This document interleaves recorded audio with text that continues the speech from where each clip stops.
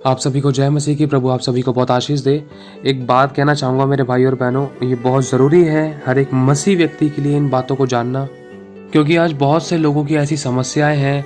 मतलब क्या, जैसे कि आप एक पति हो तो आपकी पत्नी सही नहीं चलती है, या आपके परिवार में कोई विश्वास नहीं करता है, यह सब आपके विरोधी हैं। या अगर आप कोई बेटा हो या अगर आप कोई लड़का हो तो आपकी लाइफ में आपके फैमिली वाले विश्वास नहीं करते हैं, वो अविश्वासी हैं और आपकी निंदा करते हैं, आपकी बुराई करते हैं, या आपके दोस्त बुराई करते हैं। या फिर अगर आप कोई पत्नी हो किसी पति की, तो आपके पति विश्वास में नहीं है, वो पी का लड़ाई दंगा करते हैं और घर में लड़ाई दंगा कर करके मतलब परेशान करते हैं, टेंशन देते हैं, बाइबल को फाड़ देते हैं, या आपके परिवार वाले विश्वास नहीं करते। मतलब एक कहने का मतलब ये है कि आप अगर आप सही लाइफ जीना चाहते हो, अगर आप परमेश्वर के वचन को पकड़े हुए हो, तो आपके विरोधी सबसे पहले आपके घर वाले आपको दिखाई देते हैं, आपको लगते हैं कि भाई मेरे परिवार में ये भाई, ये मेरी बहन, ये मेरा पति, ये मेरी पत्नी, ये मेरे मम्मी पापा विश्वास नहीं कर रहे हैं, मुझे प्रार्थना करने से मना करते हैं, आराधना करने से मना करते हैं, विश्वास करने से मना करते हैं, बार बार मुझे यीशु मसीह का इनकार करने के लिए, अंगीकार करने के लिए कहते हैं कि मुझे यीशु को छोड़ देना चाहिए, या यीशु की प्रार्थना नहीं करनी चाहिए, वचन नहीं सुनना चाहिए, आराधना प्रार्थना नहीं करनी चाहिए क्योंकि ये दूसरा धर्म है। सो मुँह सो बातें, बहुत सारी ऐसी बातें हमें अपने विरोध में सुनने के लिए मिलती थी अपने घर परिवार में, जिसमें कि हमें समझ नहीं आता है। कई बार हम इस बात के लिए बहुत रोते हैं या बहुत प्रभु के आगे घुटने टिकाते हैं, या बोलते हैं प्रभु कि मेरे परिवार वाले विश्वास में आए, मेरे पति विश्वास में आए, मेरा बेटा विश्वास में आए, या मेरी बहनें, मेरे फैमिली मेम्बर्स, मेरे दोस्त यार विश्वास में आए, वो जाने तुझे। लेकिन इस सब के पीछे एक बहुत बड़ा कारण ये है कि परमेश्वर ने आपको ऐसे लोगों के बीच में क्यों रखा है। सबसे पहली बात तो आप ये बोलो कि प्रभु तेरा धन्यवाद कि तूने मुझे चुना। अपने मुंह से अंगीकार करके कहो कि प्रभु तेरा धन्यवाद, तूने परिवार में मुझे अपनी महिमा के लिए चुना ताकि इन लोगों को बचा लिया जाए। बताऊं ऐसा क्यों? ऐसा इसीलिए है कि जो लोग आपके घर परिवार में आपके विरोध करते थे, उनके जीवन में परमेश्वर अपनी महिमा को प्रकट करे। क्यों, कब करेगा? परमेश्वर अपनी महिमा को पहले प्रकट इसीलिए करेगा कि ऐसे लोग विश्वास करें, और परमेश्वर अपनी महिमा को जब प्रकट करेगा जब आप विश्वास में मजबूत होंगे। अगर आप ही यीशु को छोड़कर बैठ जाएंगे तो आपके परिवार वाले कैसे उद्धार पाएंगे? वचन में लिखा है कि तू प्रभु यीशु मसीह के नाम पर विश्वास कर तो तू और तेरा घराना उद्धार पाएंगे। इसमें शुरुआत तो आप ही को करनी है, उसके बाद ही तो आपका घराना उद्धार पाएगा। अब अगर आपने विश्वास कर लिया है तो कोई आपकी बात को नहीं मान रहा है, कोई यीशु पर विश्वास नहीं कर रहा है, कोई यीशु के चमत्कारों पर विश्वास नहीं कर रहा है, सब अपने पूजा पाठ में लग रहे हैं, अपने काम धंधों में बिजी हैं, या आपको भी इनकार करने के लिए कहते हैं भाई तू भी मत कर, तुझे भी नहीं जाना चाहिए चर्च, तुझे भी प्रार्थना आराधना नहीं करनी चाहिए, तुझे भी मतलब इन सब कामों में नहीं लगना चाहिए, तो सब बुढ़ापे के काम है, बुढ़ापे में की जाती हैं सारी बातें। रही बात बुढ़ापे की कि देखो कल किसने देखा है जब पल का नहीं पता। और इसके अलावा अपने परिवार वालों के द्वारा भी दुख सहना पड़ता है। क्यों? क्योंकि कहते हैं ना कि भविष्यद्वक्ता का इज्जत मान सम्मान उसके घर, खुद के घर में नहीं होता है, वरन बाहर किया जाता है। अब कभी कभी लगता है कि मैंने पूरे परिवार में यीशु मसीह के नाम पर विश्वास कर लिया, मैंने अपने परिवार वालों को अपना विरोधी बना लिया, या मैंने अपने दोस्तों को, अपने पति को, या अपनी पत्नी को, अपनी माँ को, अपनी सास को, अपने ससुर को, अपने फैमिली मेम्बर्स को अपना विरोधी बना लिया है। मेरे बच्चे मेरे विरोध में हो गए हैं, वो भी सोचते, वो भी मेरी बुराई निंदा करते हैं, मजाक उड़ाते कि तू यीशु पर विश्वास करती है, प्रार्थना करती है, तूने धर्म बदल लिया है, तो ये करता है, तो वो करता है, सो मुँह सो बातें। मतलब ऐसी बातें सुननी पड़ती हैं, और कई बार अपने आप को निंदित महसूस होता है कि यार मैंने ऐसा क्या कर दिया, मैंने ऐसी कौन सी बड़ी गलती कर दी, हे प्रभु तो इन लोगों को क्यों नहीं बदलता है। बहुत बड़ा कारण है, प्रभु ऐसे लोगों को बदलता तो है, समय लगता है हर चीज़ के अंदर, लेकिन इसके अंदर सबसे बड़ी आपकी जीत ये है कि परमेश्वर आपको तैयार कर रहा है। क्यों? क्योंकि परमेश्वर ने मूसा के समय में फिरौन का मन कठोर किया था। फिरौन ने मतलब इजराइलियों को मतलब अपने पास बंदी बनाकर रखा था। फिरौन नाम के व्यक्ति ने अपने पास परमेश्वर के लोगों को बंदी बनाकर रखा और उनसे मजदूरी करवाया करता था, उनको पीस डालता था और उनसे मेहनत करवाता था और उनको गुलाम बना के रखा था। और परमेश्वर चाहता तो एक बार में फिरौन को ख़त्म करके, सत्यानाश करके मतलब वहाँ से अपने लोगों को छुड़ा सकता था, लेकिन फिर भी परमेश्वर ने मूसा को फिरौन के पास बार बार इसीलिए भेजा कि परमेश्वर की महिमा प्रकट हो। और लिखा है कि परमेश्वर ने फिरौन का मन कठोर कर दिया। कठोर क्यों कर दिया? अगर सब कुछ इजीली और आराम से हो जाता तो परमेश्वर के चमत्कार वहां पर प्रकट नहीं होते। मतलब ये है कि परमेश्वर अपने इजरायली लोगों को अगर शत्रु के हाथ से अगर आराम से खुशी से निकाल कर लेकर आता, प्यार प्यार में निकाल कर लेकर आता, मतलब फिरौन के हाथ से निकलवा कर लेकर आता, आराम से अगर खुशी से निकलवा कर लेकर आता अपने लोगों को, तो सारे लोग सोचते, इजरायली सोचते, अरे ये परमेश्वर थोड़ी ना निकाल कर लेकर आया है, हम तो आराम से आ गए। उसने फिरौन ने भी हमें नहीं रोका, हम तो आराम से आ गए। बस बातचीत ही तो करनी पड़ी थी, बस थोड़ा सा भगना ही तो पड़ा था, यही तो करना पड़ा था। फिरौन डर गया था। सो मुँह सो बातें, अपने ऊपर विश्वास करते, अपने अपने अपने कामों पर विश्वास करते इससे लोग कि हाँ भाई हम खुद अपनी बुद्धि, अपनी ताकत, अपनी सामर्थ्य से निकले, किसी परमेश्वर ने नहीं छोड़ा। परमेश्वर ने इसी कारण फिरौन का मन कठोर किया था ताकि इजरायली लोगों के बीच में चमत्कार हो और बड़े बड़े आश्चर्य कर्म हो, ताकि इजरायली लोग जाने कि हाँ भाई हम अपने आप से नहीं आ सकते थे, हम तो उनके गुलाम रहते, लेकिन हमें छुड़ाने वाला सिर्फ परमेश्वर है, जो हमें इसराइलियों, हम सभी इसराइलियों को मिस्र में से, मतलब फिरौन हमारे शत्रु के हाथ में से हमारा परमेश्वर हमें बचा कर लेकर आया है। इसीलिए परमेश्वर ने फिरौन का मन कठोर किया ताकि परमेश्वर की सामर्थ के काम लोगों के बीच में प्रकट हो और इजरायली विश्वास करें। परमेश्वर ने समुद्र को दो भाग किया, परमेश्वर ने बटेरें बरसाई, परमेश्वर ने उनके कपड़े पुराने नहीं होने दिए, उनके कपड़े फटने नहीं दिए, उनके जूते पुराने नहीं होने दिए। जो कपड़े और जूते उन्होंने 2 साल दूसरे साल में पहन रखे थे, वही उनके 38 वर्ष तक आगे, मतलब पूरे 40 साल तक उनके कपड़े बिल्कुल सही सलामत सुरक्षित रहे, उनके जूते भी नहीं फटने दिए। मतलब परमेश्वर ने अपने सामर्थ को प्रकट किया, लाल समुद्र को 2 भाग कर दिया और लाठी को सांप बना दिया, सांप को लाठी बना दिया और पत्थर चट्टानों में से पानी निकाल कर दिखाया। उनको ये बात प्रकट करे कि हाँ भाई मैं तुम्हारा सच्चा परमेश्वर हूँ, तुम्हें मेरे सिवा उस शत्रु के हाथ में से बचाने वाला कोई नहीं था और मैं ही तुम्हें लेकर आया हूँ। इसीलिए परमेश्वर ने फिरौन का मन कठोर किया था। अगर आज आपके घर परिवार में किसी का भी मन कठोर है प्रभु यीशु मसीह के प्रति या आपके प्रति, अगर कोई आपका विरोध करता है, चाहे आपके परिवार में कोई भी है, चाहे पति है, चाहे पत्नी है, चाहे फैमिली है, चाहे बच्चे हैं, चाहे आपके आस पड़ोस के लोग हैं, चाहे आपके यार दोस्त हैं, तो बस ध्यान रखना, सबसे पहली बात परमेश्वर अपने आश्चर्य कर्मों को प्रकट करना चाहता है ताकि लोग जाने कि आपका परमेश्वर सच्चा परमेश्वर है। इसमें आपका इज्जत मान सम्मान बढ़ेगा। दूसरी बात, ऐसे लोग आपके द्वारा उद्धार पाएंगे। सोच कर देखो, अगर आप लोग परमेश्वर के नाम पर विश्वास नहीं करते, अगर आप कोई भाई है या कोई बहन है या कोई मैरिड है या कोई अनमैरिड है, अगर कोई शादीशुदा है या कोई शादीशुदा नहीं है, सोच कर देखो, इन बातों को अपने पर सोच कर देखो। अगर आप प्रभु यीशु मसीह सच्चे परमेश्वर पर विश्वास नहीं करते तो उन लोगों का क्या होता जो आपके घर परिवार में थे? उनको कौन बचाता? बीमार हो सकता था और लड़ाइयाँ और लड़ाई दंगे में बदल सकते थे। अगर कोई खूनी था तो वो तो या तो फांसी लगा हो चुका होता, या तो किसी की जान ले चुका होता, या किसी का खून कर चुका होता, या खुद अपने आप को नाश कर चुका होता। अगर कोई नशे पत्ते में था तो उनको छुड़ाने के लिए परमेश्वर ने आपको रखा है। आपको इसीलिए रखा है कि आप उन लोगों को बचाओ, आपके द्वारा उद्धार पूरे घर वालों में आए, पूरे फैमिली में आए, पूरे लोगों में आए। अगर आपने उम्मीद हटा दी परमेश्वर पे से तो आपको और आपके परिवार को बचाने वाला कोई नहीं है। ध्यान रखना, अगर आप प्रभु में बने हुए हो तो किसी के बाप में दम नहीं है कोई आपको और आपके परिवार को हाथ लगा दे। ध्यान रखना, आपका परिवार, आपकी फैमिली, आपके लोग, आपके दोस्त आपके द्वारा बच रहे हैं। क्यों? क्योंकि आप विश्वास में हो। क्योंकि वचन में लिखा है, एक के विश्वास से पूरा घराना उद्धार पाएगा। घराना किसे कहते हैं? एक अपना शारीरिक घराना भी है और एक अपना दूसरा वो घराना है जो हमारे आस पड़ोस के लोग हैं, वो सब हमारे भाई बहन है, वो भी हमारा घराना है। जिनको हम जानते हैं वो भी हमारा घराना है, जिनको हम नहीं जानते वो भी हमारा घराना है। मसीह लोग भी हमारा घराना है, हमारी खुद की फैमिली भी हमारा घराना है। अगर आप सबों में से किसी एक ने विश्वास किया है यीशु पर तो पूरा घराना जरूर उद्धार पाएगा और आप ही के द्वारा परमेश्वर सबको प्रभु यीशु मसीह में लेकर आएगा।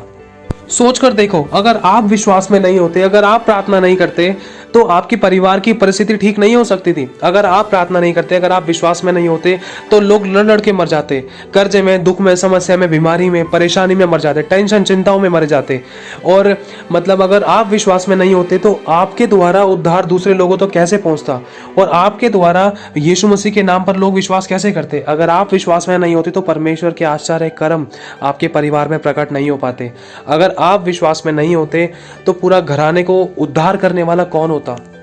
अगर आप कोई शादीशुदा बहन है तो आपको आपके पति के साथ इसलिए रखा है ताकि आपके पति की शराब छूटे। आपको इसलिए नहीं रखा है परमेश्वर ने कि आप भी उनके साथ धुत होकर घूमे, सड़कों पे नाचे। नहीं, आपको परमेश्वर ने इसीलिए रखा है ऐसे पति के साथ जो बिल्कुल गलत था, जो शराबी था, नशेड़ी था, पियक्कड़ था। ऐसे लोगों के साथ आपको इसीलिए रखा है परमेश्वर ने ताकि आपके द्वारा वो बदले, आपके बदले हुए जीवन को देखकर सामने वाला बदल जाए। आपको परमेश्वर ने ऐसे लोगों के साथ इसलिए रखा है ताकि आपके द्वारा उद्धार उन लोगों में ट्रांसफर हो, आपके द्वारा परमेश्वर की दया से लोगों पर आए ताकि लोग मृत्यु के फंदे से बचें, आपके परिवार वाले मृत्यु के फंदे से बचें। आपको ऐसे दोस्तों के साथ इसलिए रखा है जो आपका विरोध करते हैं, ताकि ऐसे दोस्तों के जीवन में परमेश्वर का उद्धार प्रकट हो, ऐसे दोस्तों के जीवन में परमेश्वर के चमत्कार प्रकट हो, ताकि वो विश्वास करें और दौड़े दौड़े आए, कहें कि हमारे लिए प्रार्थना कर, तेरे परमेश्वर से हमारे लिए प्रार्थना कर। ऐसा मेरे साथ हुआ है। और आपके भाई बहनों को, आपके रिलेटिव्स को, आपके फैमिली मेंबर्स को, आपके लोगों को, आपके रिलेटिव्स हैं, आपके जो जानने वाले लोग हैं जो आपके विरोध में थे, आपका दिल दुखाते थे, उनको आपके जीवन में इसीलिए रखा है परमेश्वर ने कि आपके द्वारा परमेश्वर के चमत्कार उन सभी के जीवन में प्रकट हो और आपके द्वारा उन सभी के प्राण नरक से बचाए जाएं। और मेरी बहन, आपको आपके पति के साथ परमेश्वर ने इसीलिए जोड़ा है कि परमेश्वर आपके पति को नरक से बचाए और गंदी शराब की लतों से, बुराइयों से, व्यभिचार से, अडल्ट्री से बचाए। और मेरे भाई और बहनों, आपको आपके परिवार के साथ इसीलिए परमेश्वर ने जोड़ा है कि आपको सदा के घमंड का कारण ठहराए, आपके पूरी फैमिली में, गली मोहल्ले में, आपके शहर में, आपके स्कूल्स में, आपके कॉलेजेस में, आपके ट्यूशंस में, आपके फैमिली, आपके फ्रेंडशिप्स में। और दूसरी बात यह है कि परमेश्वर धर्मी को परखता है। आप परमेश्वर की दृष्टि में धर्मी हो। क्यों? क्योंकि यीशु का लहू आपके ऊपर जारी है। यीशु के लहू के द्वारा आप धर्मी हो। यीशु ने अपना लहू आपके लिए बहाया है, इसलिए आप धर्मी हो। हम अपने कामों से धर्मी नहीं है, हम प्रभु यीशु के लहू से धर्मी हैं। और लिखा है धर्मी को वो परखता है। अगर वो आपको परख रहा है तो वो कहता है, दो बात कहता है कि देख, मैं तेरी सहने से बाहर परीक्षा नहीं लूंगा। आज जो तेरे विरोध में है वो आने वाले टाइम में तेरे फेवर में होंगे। जिनको तू सुसमाचार नहीं सुना पा रहा है, या जो तेरे वचन को, जो तेरे मुंह से मेरी बातों को सुनना नहीं चाह रहे हैं, प्रभु के वचन को सुनना नहीं चाह रहे, वो सुनेंगे, वो इच्छा करेंगे, वो चाहेंगे हमें और बता, हमें चमत्कार के बारे में जानना है, हमें प्रभु के बारे में जानना है, वो कहेंगे। परमेश्वर हमारे शत्रुओं को हमारे फेवर में करेगा। परमेश्वर आपके शत्रुओं को आपके फेवर में करेगा और परमेश्वर अपनी बड़ी महिमा को आपके जीवन में प्रकट करेगा। अगर आपकी परख का समय है तो वो साफ दो बातें कहता है। पहली बात तो ये है कि वो सहने से बाहर किसी की परीक्षा नहीं लेगा। दूसरी बात ये है कि वो किसी की जान नहीं लेगा। और परमेश्वर ने आपको अपनी आंख की पुतली के नहीं संभाल कर रखा है। कहता है वचन कि जो आपको छुएगा वो उसकी आंख की पुतली को छुएगा। अब सोच लो, परमेश्वर की आंख की पुतली को छूना क्या बहुत आसान बात है? अगर छू लिया तो फिर क्या होगा? सोच कर देखो परमेश्वर आपसे कितना प्यार करता है। अब इसके अलावा जैसे परमेश्वर ने आपको अपने पति के साथ, आपको अपनी फैमिली मेंबर्स में, अपने ऐसे लोगों के बीच में परमेश्वर ने आपको इसलिए रखा है ताकि वो आपके द्वारा परमेश्वर के नाम पर विश्वास करें, आपके द्वारा प्रभु के साथ जुड़ जाए, एक मन एक आत्मा हो जाए। और जो आपके लोग, जैसे आपके फैमिली मेंबर्स, आपके कोई पति है या कोई पत्नी है, आपके माता पिता हैं, आपके बच्चे हैं, या कोई फैमिली मेंबर्स है ऐसा, या आपके कोई यार दोस्त हैं, अगर वो आपका विरोध करते हैं, अगर आपने उनको अपना परमेश्वर के वचन का मतलब आपने सुनाया है, परमेश्वर के वचन को उनके सामने रखा है, गवाहियाँ शेयर की हैं, अगर वो ऐसे समय में भी अगर आपका तिरस्कार कर रहे थे, बुराई कर रहे थे, या आपको छोड़ने के लिए कह रहे थे, या आपकी निंदा कर रहे थे, या आपकी बात को ना सुनकर वरन आप पर दोष लगा रहे थे, आपको बोल रहे थे कि तूने धर्म बदल लिया है, तो ऐसे लोगों के जीवन में परमेश्वर की महिमा प्रकट होने का कारण सिर्फ और सिर्फ आप ही हो। उनके प्राणों को नरक से बचाने का कारण सिर्फ और सिर्फ आप ही हो। ध्यान रखना, आपके सिवा कोई नहीं बचा सकता, क्योंकि परमेश्वर ने उस घर में से आपको इसलिए चुना है कि आपके द्वारा उस घर का उद्धार हो। आपको बने रहना है। अगर आप प्रभु में बने नहीं रहोगे तो आपके फैमिली में जो दुख में था, जो बीमारी में था, या जो समस्या में था, या जो कर्जे में था, या जो टेंशन, चिंता, परेशानी में था आपकी फैमिली में, या कोई पियक्कड़पने में, या कोई नशे पत्ते में था, तो उनको कैसे बचाओगे? अगर कोई आत्मा में भी गिर रहा है तो आपको इसीलिए रखा है ताकि आप उनको उठाओ, आत्मा में उठाओ, वचनों में उठाओ, प्रार्थना में उठाओ, उनको ढांढस बांधो, उनको बताओ कि यीशु ने जयवंत किया है हमें, हम जयवंत से बढ़कर हैं। अगर आप प्रभु के वचन पर विश्वास नहीं करोगे, अगर आप वापस फिर जाओगे संसार में, अगर आप प्रभु को छोड़ दोगे, तो आपके घर वालों को मोटिवेट कौन करेगा? आपके घर वालों को प्रार्थना के द्वारा कौन ऊंचा उठाएगा? आपके घर वालों को समस्याओं से कौन बचाएगा? आपके घर वालों का उद्धार कैसे होगा? आपके घर वाले नरक से कैसे बचेंगे? परमेश्वर ने इसीलिए आपको रखा है ताकि आपके विश्वास से पूरा आपका घराना उद्धार पाए। अगर आप कोई पत्नी है तो परमेश्वर का आत्मा आज आपसे कहता है कि मेरी बेटी, तुझे मैंने इसीलिए उस पति के साथ रखा है जो तुझे मारता है, पीटता है, कि उस पति का उद्धार हो और वो तेरे जीवन को देखकर बदल जाए, उसका क्रोध खत्म हो जाए, उसके नशे पत्ते खत्म हो जाए और वो मेरी महिमा करे। तुम दोनों पति पत्नी मिलकर मेरी महिमा करो। वो कहता है कि बेटा, मैंने तुझे उस परिवार में इसलिए रखा है कि अगर कोई विश्वास में डगमगाता है, या गिरता है, या कोई अपनी जिंदगी को खत्म करना चाहता है, या कोई मौत के लिए रास्ता चुन चुका है, उन लोगों को मैं तेरे द्वारा बचा सकूं और तू उन लोगों को मेरे बारे में बता सके।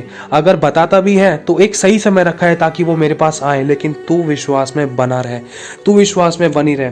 प्रभु कहता है अगर तू उस परिवार में नहीं होता तो उस परिवार को मैं कैसे बचाता। आज जब तू वचन को सुन रहा है, जब भी तेरा परिवार आज सही सलामत सुरक्षित है। आज तू मेरे पास है इसलिए तेरा परिवार सही सलामत सुरक्षित है। इस बात को मत सोचियो ये कोई इत्तेफाक था, नहीं। हर बातें कुछ ना कुछ परमेश्वर की महिमा को प्रकट करती हैं और हर एक बात का हर एक कारण होता है, क्योंकि मैं तेरे अंत को आदि से जानता हूँ। और वो परमेश्वर ये भी कहता है कि मैंने मेरे बेटे, मेरी बेटी, मेरे बच्चों, मैंने आपको आपके परिवार में आपको ऐसे लोगों के साथ जो आपको डराते हैं, धमकाते हैं, बुराइयां करते हैं, दोष लगाते हैं, कमी निकालते हैं या आपको मुझसे दूर करते हैं, मैंने ऐसे लोगों को आपके साथ इसीलिए रखा है ताकि आपकी भी आत्मिक उन्नति हो। प्रभु कहता है बेटा मैंने तेरी आत्मिक उन्नति के लिए तुझे ऐसा घर दिया है, मैंने तेरी आत्मिक उन्नति के लिए मैंने तुझे ऐसा परिवार दिया है, मैंने तेरे लोगों को बचाने के लिए तुझे इस परिवार में भेजा है, स्पेशल तुझे भेजा है। तुझे ज़्यादा दुख मिल रहा है ना, कोई बात नहीं, सबसे ज़्यादा सुख भी तू ही पाएगी, सबसे ज़्यादा सुख भी तू ही पाएगा।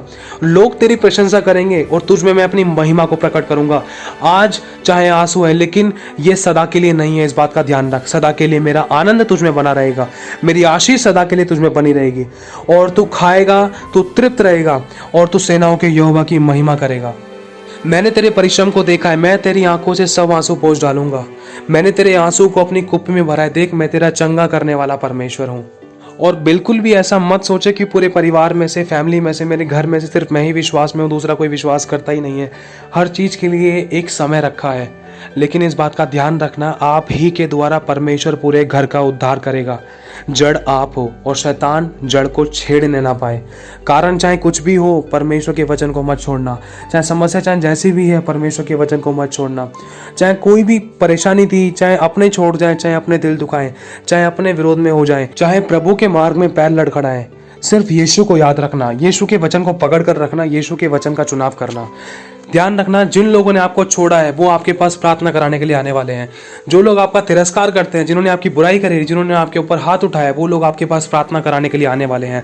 अगर आप प्रभु में अड़े रहे हो, अगर आप प्रभु में वचन में मजबूती से बने रहे हो, अगर आपने प्रभु को छोड़ा नहीं है, अगर आपने प्रभु के ऊपर उंगली नहीं उठाई, अगर आपने प्रभु का तिरस्कार नहीं किया, दोष नहीं लगाया प्रभु पर, अगर आपने प्रभु को बुरा भला नहीं कहा, तो ध्यान रखना परमेश्वर ऐसे लोगों को आपके पास लेकर आने वाला है और आपका इज्जत मान सम्मान बढ़ाने जा रहा है। और वचन ये भी कहता है कि जो अच्छा काम प्रभु ने आपके जीवन में शुरू किया उसको पूरा भी वही करेगा। तो आपको ऐसे लोगों से, ऐसे फैमिली मेंबर से, ऐसे रिलेटिव से, ऐसे आप आसपास के लोगों से डरने भिड़ने की कोई ज़रूरत नहीं है। आप चुप्पी लगाओ और अपने खड़े खड़े उद्धार का कार्य को देखने के लिए आप प्रभु की ओर ताकते रहो। प्रभु आपके जीवन में काम जरूर करेगा, क्योंकि लिखा है जो दिन और रात उसकी दुहाई देते हैं परमेश्वर उनका न्याय तुरंत चुकाता है। और आपने जो गुप्त में प्रार्थनाएं की हैं उन प्रार्थनाओं का उत्तर परमेश्वर जरूर देगा, क्योंकि आपकी प्रार्थनाएं सुनहरे पन्नों में सुनहरे अक्षरों से लिखी जा रही है। आपकी एक भी प्रार्थनाएं व्यर्थ नहीं है। ध्यान रखना, चाहे आप भूल सकते हो अपनी प्रार्थना का उत्तर, परमेश्वर कभी नहीं भूलेगा, वो जरूर उत्तर देगा आने वाले समय में।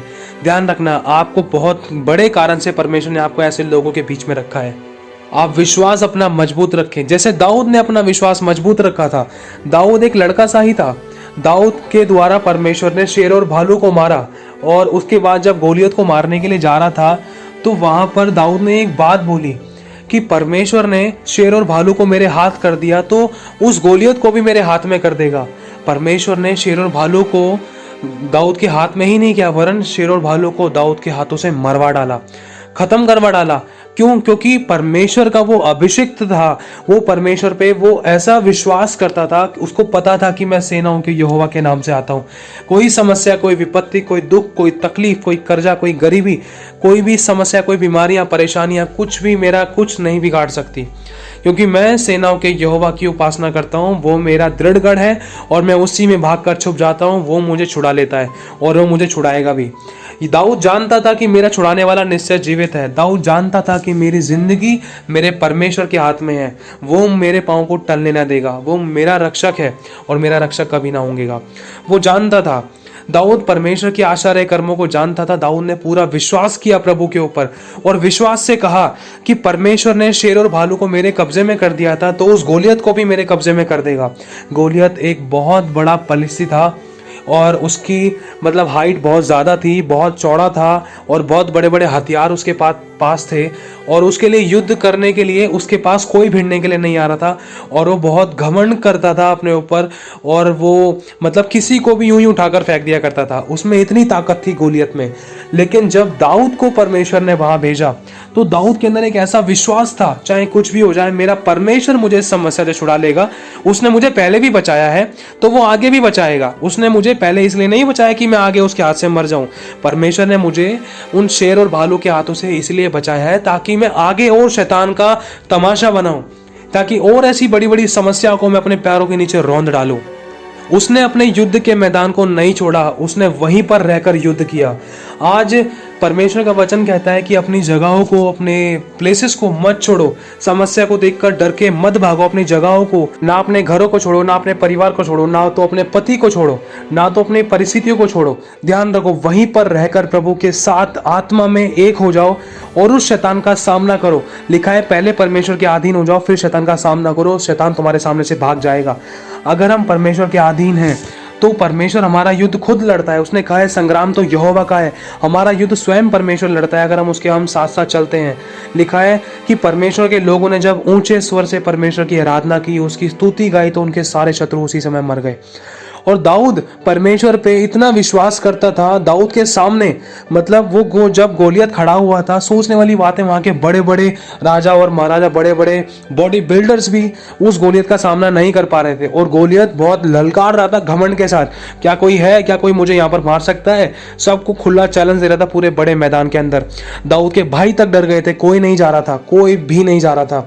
लेकिन दाऊद को पता था कि परमेश्वर ने मुझे शेर और भालू के हाथ से छुड़ाया है तो मुझे पलिस्ती के हाथ, इस गोलियत पलिस्ती के हाथ से भी मुझे छुड़ा लेगा। मुझे विश्वास है। मैं सेनाओं के यहोवा के नाम से आता हूँ। तो हुआ क्या, वहाँ के एक राजा ने कहा कि दाऊद एक काम कर, ये अपने साथ ये युद्ध के लिए हथियार ले ले, इनको पहन जल्दी से। तो दाऊद ने उनको पहना तो दाऊद उसमें चल फिर नहीं पा रहा था। बहुत भारी हथियार थे, बहुत भारी ढाल थी, बहुत भारी वो हेड में हेलमेट जो बोलते हैं मुकुटा था, और बहुत भारी तलवार थी। क्यों? क्योंकि लिखा है दाऊद ने इन सब चीज़ों को कभी परखा नहीं था। क्योंकि दाऊद तो सिर्फ एक भेड़ बकरियों को चराने वाला व्यक्ति था, भेड़ों को चराता था वो, और वो एक आम इंसान की जिंदगी जीता था नॉर्मली, और वो परमेश्वर का चुना हुआ था, अभिषिक्त था। लेकिन ये बात वो दाऊद जानता था कि सेनाओं के यहोवा का मैं अभिषेक तो उसका चुना हुआ हूँ। लेकिन दाऊद ने जब बोला कि भाई मेरे को इन हथियारों की जरूरत नहीं है, क्योंकि मैंने इनको कभी चलाया नहीं है, मुझे नहीं पता कैसे चलाने, वैसे भी इतने भारी है, मैं उससे लड़ूंगा कैसे, इससे इनको हटा, छोड़ इनको, मुझे मेरे परमेश्वर की जरूरत है, मैं सेनाओं के यहोवा के नाम से आता हूँ। तो दाऊद ने वहां पर पड़े हुए 5 पत्थर उठाए, उसमें से एक पत्थर को लिया और उसको अपनी गुलेल में लगाया, और उसी मैदान में ना तो वो भगा, ना तो दाऊद ने भागने की कोशिश करी, ना तो दाऊद डरा, उस गोलियत को ललकारा। वचन में लिखा है उसने ललकारा और दौड़ा दौड़ा दाऊद उसके पास गया, गोलियत की तरफ भग रहा था। यहाँ तक कि सोचने वाली बात है, गोलियत बहुत लंबा चौड़ा तगड़ा हट्टा कट्टा एक हाथी की तरह था, और दाऊद सिर्फ एक लड़का सा था, लड़का मात्र था। लिखा है उसके चेहरे पर लाली दिखाई देती थी, मतलब बहुत सुंदर और छोटा सा लड़का था, बहुत छोटा लड़का था वो। और वो दाऊद उसके सामने बहुत बच्चों की तरह, छोटा सा चींटी की तरह लग रहा था। और फिर उसके बाद सोचने वाली बात है कि उस दाऊद ने अपना युद्ध का मैदान नहीं छोड़ा। हमें अपना बैटलफील्ड चेंज करने की ज़रूरत नहीं है, हमें वहीं रहकर अपने सेनाओं के यहोवा के नाम को पुकारना है, सेनाओं के यहोवा के नाम से शैतान को हराना है। क्योंकि साफ लिखा है युद्ध हमारा नहीं है, युद्ध स्वयं परमेश्वर का है, और परमेश्वर किसी भी तरीके से शैतान को हरा सकता है। परमेश्वर ने हराया भी है, और परमेश्वर ने हमारे पैरों के नीचे शैतान को कुचलवाया भी है, ये वचन में लिखा है। तो दाऊद इन सब बातों को जानता था कि दाऊद ने मतलब शेर और भालू को मारा है तो इसको भी मैं मार दूंगा। क्यों? क्योंकि परमेश्वर ने इसको मेरे हाथ में कर दिया, और ये गोलियत मुझे नहीं जानता है कि मैं सेनाओं के यहोवा के नाम से आता हूँ। दाऊद ने जोर से चिल्लाकर बोला कि मैं सेनाओं के यहोवा के नाम से आता हूँ, और दाऊद ने पत्थर को लिया, घुमाकर उसके माथे पर मारा। वो पत्थर विश्वास का था, वो विश्वास का पत्थर था। लिए उसने 5 पत्थर थे, लेकिन उसमें से सिर्फ एक ही पत्थर की जरूरत पड़ी, वो विश्वास का पत्थर था। दाऊद को ये विश्वास था। अब सोच कर देखो, क्या कोई किसी पत्थर से मर सकता है? ऐसा कभी नहीं हो सकता। एक छोटे से पत्थर से जो सिर्फ 1 से 2 इंच का बराबर का हो, या एक छोटे से लट्टू के बराबर का पत्थर हो, तो क्या उससे मर सकता है? नहीं मर सकता। लेकिन बाइबल में लिखा है कि दाऊद ने जब पत्थर को कफन में फंसाया, उसको जब उसके मारा, उसके गोलियत के मारा, तो उसके माथे के बीचों बीच जाकर धस गया, फंस गया, मतलब धस गया।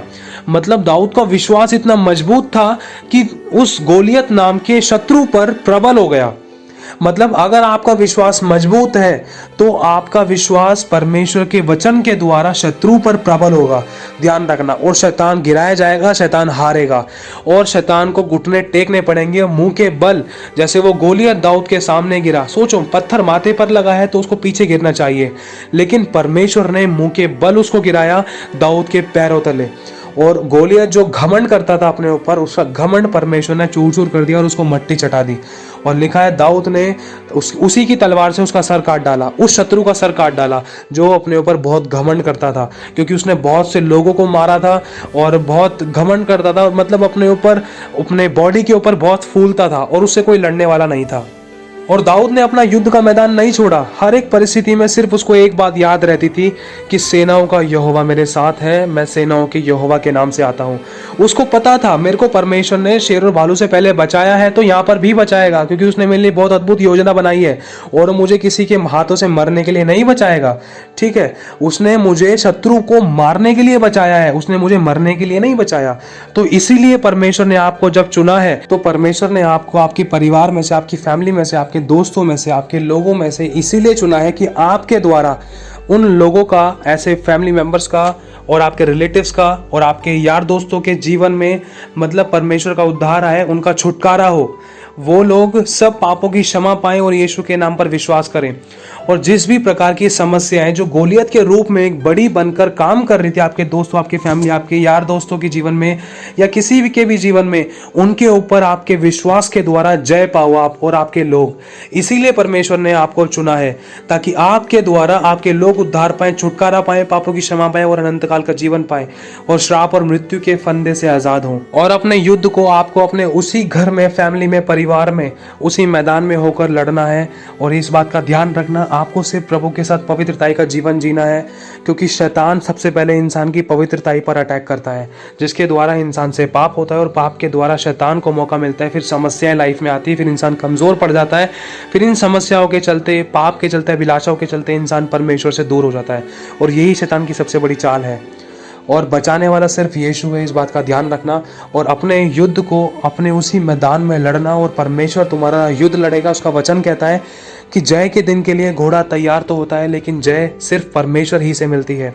चाहे कोई कितने भी हथियार बटोर ले, चाहे कोई कितने भी हथियार लगा ले, चाहे कोई कितना भी दिमाग लगा ले आपको गिराने के लिए, आपको विश्वास से हटाने के लिए, डगमगाने के लिए, लेकिन ध्यान रखना जय हमेशा परमेश्वर ही की होगी जो आपके साथ में है। और उसका वचन कहता है कि संग्राम तो यहोवा का है, युद्ध परमेश्वर का है, इसलिए तू खड़े खड़े परमेश्वर के उद्धार के कार्य को देख। अब बस आखिरी इतना कहना चाहता हूँ कि परमेश्वर ने दाऊद को जय दिलाई, परमेश्वर अपने सभी लोगों को जय दिलाता है और उसने हमें जयवंत से बढ़कर बनाया है। बस अब बात यह है कि हम विश्वास में प्रभु में बने हुए हैं या मजबूती से उसका इंतजार करते हैं या उसकी ओर एक आशा लगाए बैठे हैं कि हाँ प्रभु ने मुझे बचाया तो मेरे परिवार को भी लेकर आएगा। अगर ऐसा है तो वो ज़रूर करेगा और वो आपकी आशा और विश्वास को कभी टूटने नहीं देगा। प्रभु आपको आशीष दे। आप सभी को जय मसीह की।